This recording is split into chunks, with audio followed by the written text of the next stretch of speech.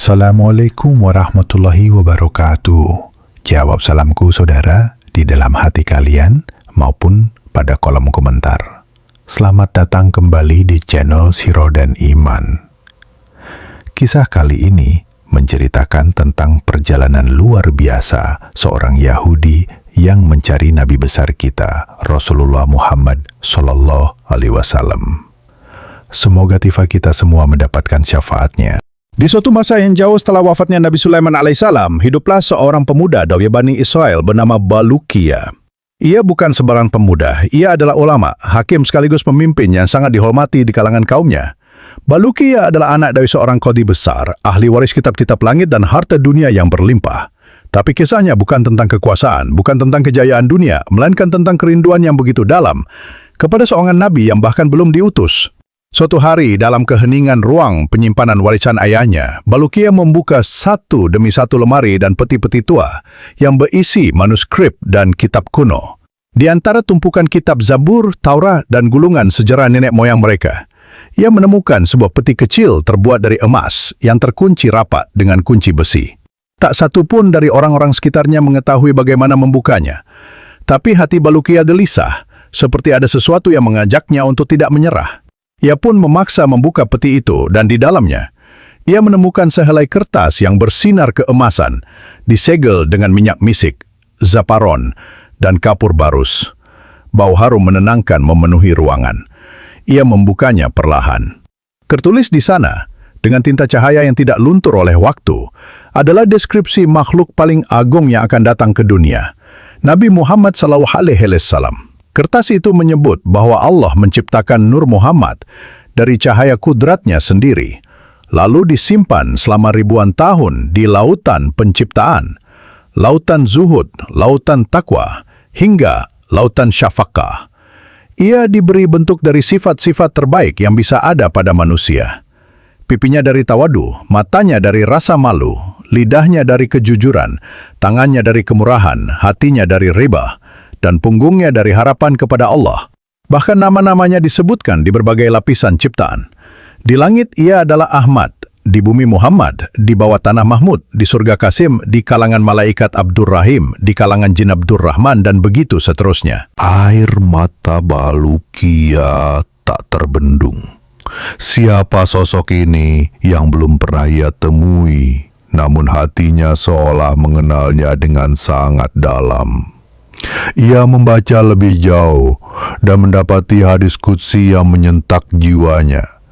Sekiranya aku tidak menciptakan Muhammad, maka aku tidak menciptakan surga dan neraka, matahari dan bulan, bintang dan arsy, kursi dan lauhul mahfuz, bahkan waktu dan kehidupan.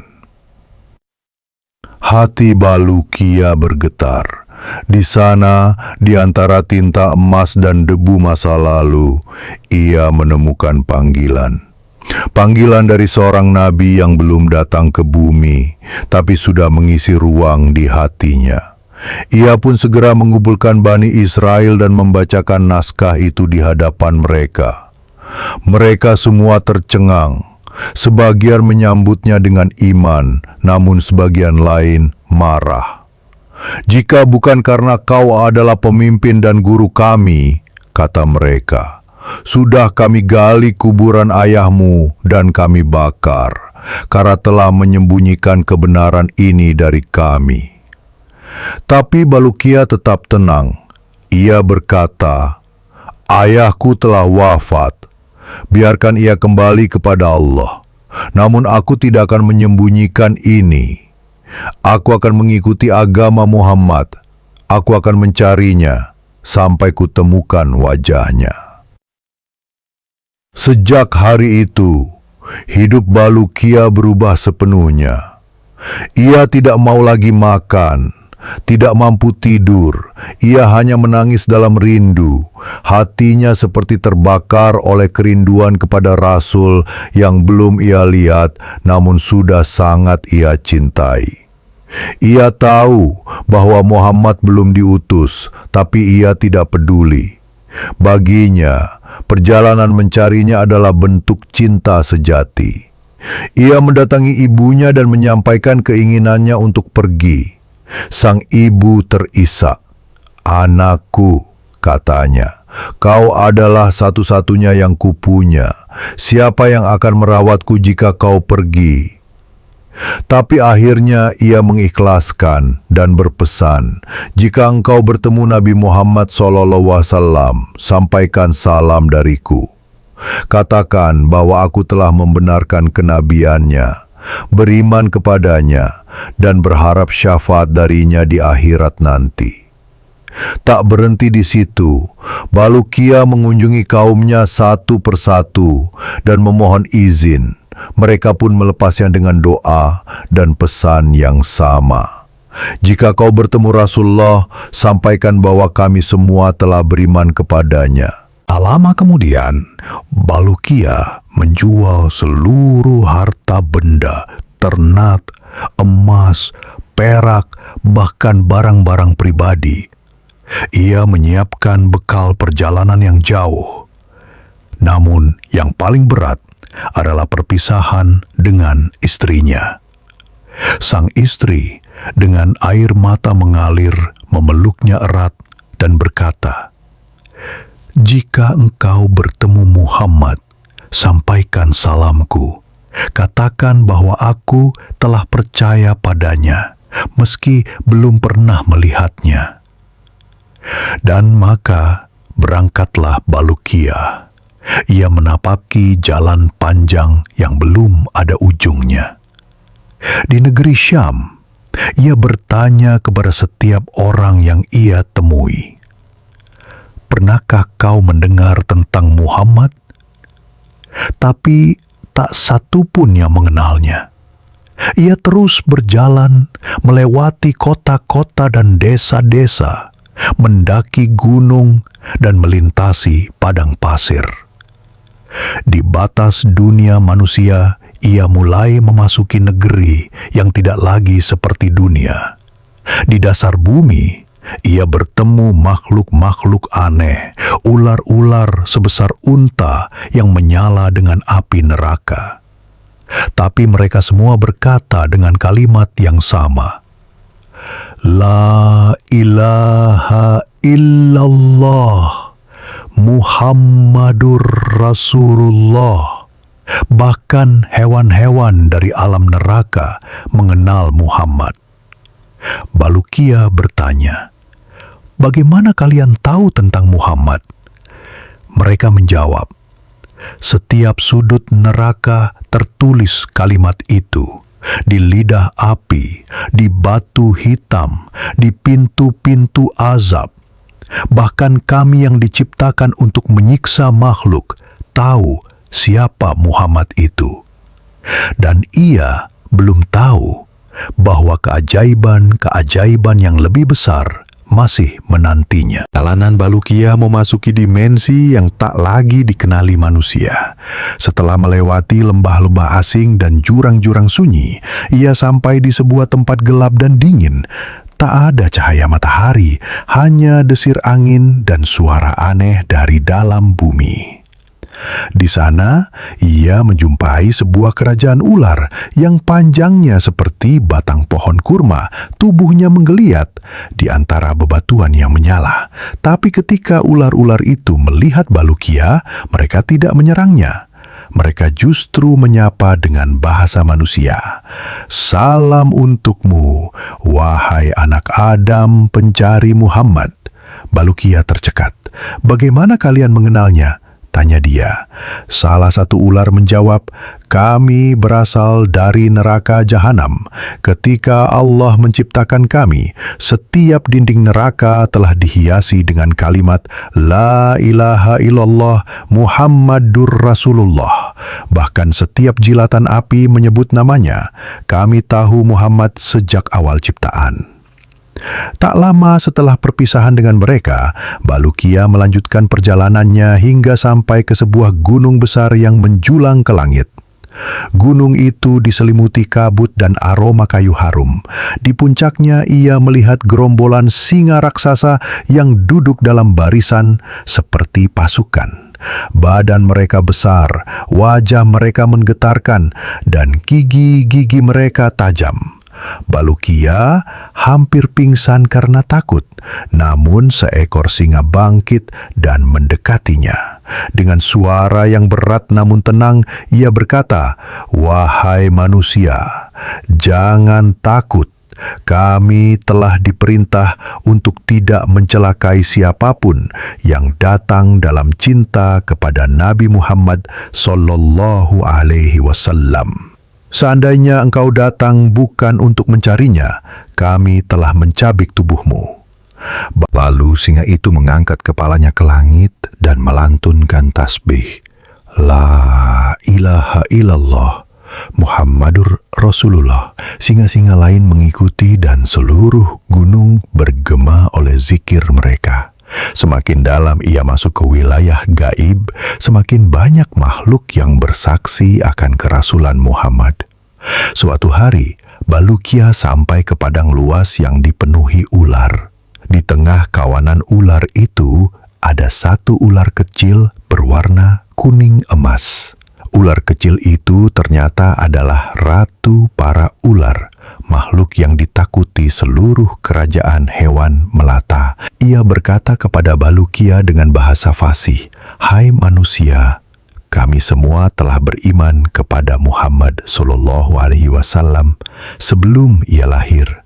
Bahkan tanah dan bebatuan pun menyebut namanya di waktu pagi dan sore." Ratu ular pun berkata, "Jika kau bertemu Rasulullah, sampaikan salamku padanya. Katakan bahwa aku, ratu para ular, rindu padanya dan berharap mendapatkan syafaatnya." Lalu Balukia melanjutkan perjalanan dan akhirnya sampai di Baitul Maqdis. Di masjid, ia bertemu dengan seorang pemuda bernama Affan yang tampan dan berilmu. Ketika mendengar cerita Balukia tentang Nabi Muhammad, Affan menangis dan berkata, "Aku ingin ikut bersamamu. Bila kita bisa bertemu Nabi itu, aku pun ingin menjadi umatnya." Dua pemuda itu lalu memulai petualangan bersama, menelusuri gurun, hutan, dan lautan.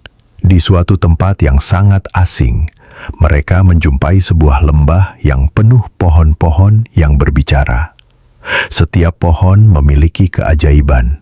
Ada yang bisa menyembuhkan kebutaan, ada yang menyembuhkan gigitan ular, bahkan ada yang bisa membuat orang berjalan di atas air tanpa tenggelam. Mereka memeras daun-daun tersebut dan mengoleskan sarinya ke kaki mereka, lalu berjalan di atas laut layaknya di daratan. Mereka melewati pulau-pulau yang penuh buah-buahan yang rasanya lebih manis dari madu dan wangi seperti misik. Tak ada makhluk hidup, tak ada manusia, hanya pohon dan keheningan yang sakral.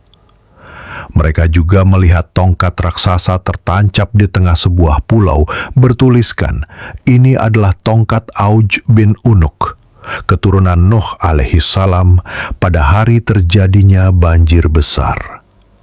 Lalu sampailah mereka di sebuah pulau yang menakjubkan.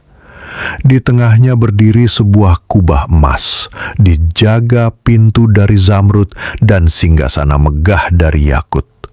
Di atas singgasana itu terbaring sosok Nabi Sulaiman alaihi salam yang sedang tertidur dalam cahaya keabadian. Tangannya bersedekap dan di jarinya ada sebuah cincin bercahaya yang terukir dengan 4 kalimat. Al-ma'rifah lillah, pengetahuan hanya milik Allah. Al-qudrah lillah, kekuasaan hanya milik Allah. Al-uzmah lillah, keagungan hanya milik Allah. Al-kibriya lillah, kesombongan hanya milik Allah. Affan berkata, "Wahai Balukia, jika kita dapat mengambil cincinnya, maka seluruh kerajaan dunia akan tunduk pada kita, manusia, jin, burung, dan angin." Tapi Balukia menolak. Itu bukan tujuan kita. Aku hanya mencari Muhammad." Namun Affan tetap nekat. Ia meminta Balukia membaca kitab Zabur dan nama-nama agung Allah untuk menahan penjaga gaib yang tersembunyi. Saat Affan mendekati tubuh Nabi Sulaiman, seekor ular raksasa keluar dari bawah tempat tidur dan meniupkan api. Balukia membaca nama-nama Allah dengan keras dan ia terlindung. Tapi Affan terbakar dan mati di tempat. Saat itu, bumi bergetar, angin menderu, dan suara yang dahsyat terdengar di langit. Tiba-tiba muncullah Jibril alaihissalam dalam wujud manusia. Ia berkata kepada Balukia, "Engkau selamat karena niat sucimu. Engkau mencari Muhammad bukan untuk kekuasaan, tetapi untuk cinta." Balukia gemetar. "Siapakah engkau, wahai yang bercahaya?" Jibril menjawab, "Aku adalah Jibril, utusan Tuhan semesta alam." Lalu Jibril berkata lagi, "Wahai Balukia, perjalananmu belum selesai. Masih banyak ujian yang menantimu. Tapi jangan takut, selama cinta kepada Muhammad masih menyala dalam hatimu, langit akan menjagamu." Dan Jibril pun menghilang, meninggalkan Balukia sendiri di mulut gua Nabi Sulaiman. Ia menangis keras-keras. Ia memandangi cincin bercahaya dari kejauhan, lalu berbalik dan kembali melanjutkan perjalanan. Tubuhnya lelah, namun semangatnya justru semakin besar, karena ia tahu setiap langkahnya kini bukan hanya pencarian, tapi ziarah. Ia bukan lagi hanya berjalan mencari seorang nabi, tapi sedang menapaki jalan menuju Allah melalui cinta kepada kekasihnya. Setelah perpisahan dengan Affan dan peringatan dari Jibril, Balukia melanjutkan perjalanannya sendirian. Kini ia menempuh jalan baru, melewati lautan yang belum pernah ia lintasi, arah yang belum pernah ia lewati bersama Affan. Ia melangkah dengan tubuh yang letih, tapi semangat dan cintanya pada Nabi Muhammad SAW justru semakin menyala. Ia menyeberangi samudra keempat. Di tengah-tengah lautan, ia menemukan pulau yang luar biasa. Rumputnya berwarna zafaron, pohonnya penuh dengan buah delima dan kurma emas. Ketika ia mendekat untuk memetiknya, pohon itu berseru, "Wahai Balukia bin Al-Kati, jangan kau ambil buahku, ini bukan tempat bagi manusia biasa." Balukia terkejut, tapi belum sempat ia menjauh, sekelompok makhluk berbentuk manusia, namun bercahaya, datang menghampirinya. Mereka tak seperti manusia biasa. Wajah mereka bercahaya, tubuh mereka bergerak seperti angin, dan di tangan mereka ada pedang cahaya. Ketika mereka melihat Balukia, mereka menghunuskan pedang, mengepungnya. Tapi Balukia tak melawan. Ia hanya berzikir, menyebut nama Allah dan Rasul-Nya. Melihat itu, para makhluk tersebut menurunkan pedangnya dan berseru, "La ilaha illallah, Muhammadur Rasulullah." Mereka bertanya, "Siapa engkau, wahai makhluk asing?" Balukia menjawab, "Aku manusia dari Bani Israel. Namaku Balukia." Maka mereka membawanya ke hadapan raja mereka, seorang raja jin mukmin bernama Sakr, yang menjaga wilayah itu bersama pasukan jin beriman. Sakr berkata, "Kami tinggal di pulau ini bersama malaikat Allah. Kami memerangi jin-jin kafir dan tidak akan mati sampai hari kiamat. Kami semua telah beriman kepada Nabi Muhammad SAW, sang penutup para nabi." Balukia tertegun. Bahkan jin-jin yang tak dikenalnya pun telah memuliakan nama Muhammad. Mereka semua berkata, "Jika engkau bertemu beliau, sampaikan salam kami. Katakan bahwa para jin pun mencintainya." Sakar memberi Balukia seekor kuda bersayap. "Naiklah, wahai Balukia. Kuda ini akan membawamu ke ujung dunia, melewati batas-batas yang tak terlihat oleh mata manusia." Maka Balukia pun menunggang kuda itu. Ia terbang menembus langit dan bumi, hingga sampai di sebuah pantai di mana ada seorang lelaki tua dan anak muda yang sedang sujud. Mereka adalah penjaga batas waktu. Mereka berkata, "Kau telah melelahkan kuda langit kami, wahai Balukia. Kau telah terbang di antara langit dan bumi sejauh jarak yang biasanya ditempuh dalam 100 tahun. Setelah itu, Balukia kembali berjalan. Ia memasuki laut kelima dan bertemu raja lain bernama Faihail, sang penjaga cahaya dan kegelapan. Di tangannya terdapat papan dengan 2 garis, garis putih untuk siang dan garis hitam untuk malam.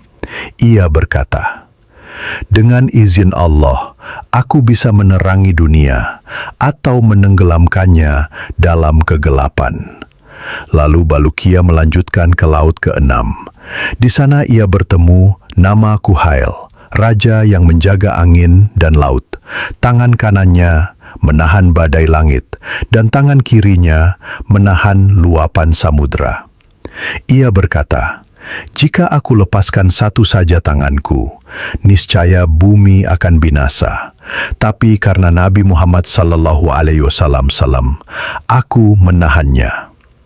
Ketika sampai di laut ke-7, Balukia bertemu 4 makhluk yang aneh. Kepala mereka bukan kepala manusia. Satu seperti lembu, satu seperti manusia, satu seperti singa, dan satu seperti burung elang. Keempatnya tengah berdoa dengan penuh harap agar Allah menjadikan mereka bagian dari umat Muhammad dan mendapatkan syafaatnya. Tak lama, ia menjumpai sekelompok ikan besar yang sedang berenang di lautan terdalam. Ikan-ikan itu juga mengucap syahadat. Salah satu dari mereka memberinya makanan yang lebih manis dari madu, lebih harum dari misik, dan lebih lembut dari busa. Makanan itu membuat Balukia tidak merasa lapar ataupun haus selama 40 tahun ke depan. Perjalanannya terus berlanjut hingga akhirnya ia tiba di tempat pertemuan 2 laut, Laut Tawar dan Laut Asin. Di antara keduanya ada gunung emas dan gunung perak, dan di atasnya berdiri Raja Semut yang berkata, "Kami adalah malaikat penjaga batas air, agar air laut tidak bercampur. Dan setiap hari kami membaca, La ilaha illallah Muhammadur Rasulullah." Balukia menangis. Semakin ia melangkah, semakin ia sadar semua makhluk di alam semesta ini mengenal dan memuliakan Rasulullah SAW. Bahkan makhluk-makhluk yang tidak ia kenal, yang tak dikenali oleh manusia, telah lebih dahulu berselawat kepadanya. Perjalanannya berakhir di sebuah gunung cahaya bernama Gunung Qaf. Di sana ia bertemu raja besar bernama Hail, makhluk raksasa dengan kepala menjulang ke langit ke-7, tangan membentang dari timur ke barat, dan kaki menapak ke dasar bumi.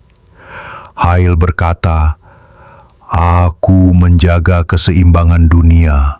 Bila Allah perintahkan, aku bisa mengguncang bumi hanya dengan menggerakkan paku Gunung Qaf." Di sana juga Balukia melihat tabir-tabir cahaya yang menjaga Arash. Di balik tabir itu, para malaikat agung bertasbih tanpa henti, siang dan malam memuji Allah dan berselawat kepada Muhammad sallallahu alaihi wasallam. Mereka memiliki ratusan kepala, ribuan lidah, dan masing-masing bertasbih dalam bahasa yang berbeda-beda. Tak ada satupun makhluk yang tidak mengenal Rasulullah. Akhirnya, Balukia bertemu kembali dengan Jibril alaihissalam yang datang bersama Israfil dan Mikail. Wajah mereka memancarkan cahaya yang menembus langit. Jibril berkata, "Wahai Balukia, engkau telah menempuh perjalanan yang belum pernah ditempuh manusia. Tapi ketahuilah, ini bukan zamannya. Engkau tidak akan bisa bertemu Rasulullah di dunia ini. Ia akan diutus kelak pada waktu yang telah ditentukan oleh Allah." Balukia jatuh tersungkur dan menangis sejadi-jadinya. "Tapi aku hanya ingin menjadi umatnya. Aku hanya ingin melihat wajahnya." Jibril mendekat dan berkata, "Karena cinta itu, engkau telah diselamatkan dari azab, diselamatkan dari fitnah, dan engkau akan mendapatkan syafaatnya. Pulanglah, wahai Balukia, pulanglah ke ibumu, kaummu, dan tunggulah hari di mana Allah membangkitkan nabinya." Lalu dengan langkah lemah namun hati penuh cahaya, Balukia kembali ke negerinya. Ia pulang setelah 50 tahun perjalanan suci. Ia tak membawa emas atau mahkota, tapi ia membawa cinta yang tak tergantikan, cinta kepada Rasulullah sallallahu alaihi wasallam. Ia menghabiskan sisa hidupnya dalam zikir dan salawat, menanti hari ketika akhirnya ia bisa melihat wajah yang ia cari seumur hidupnya. Kisah Balukia bukan dongeng, bukan pula sekadar legenda. Ia adalah simbol dari pencarian sejati, bahwa mencintai Rasulullah Shallallahu Alaihi Wasallam bukan hanya soal lisan dan ritual, tapi pengorbanan, kerinduan, dan perjalanan jiwa. Semoga kita menjadi seperti Balukia yang terus mencari, mencinta, dan menanti, sampai Allah kumpulkan kita bersama kekasihnya di surga yang abadi.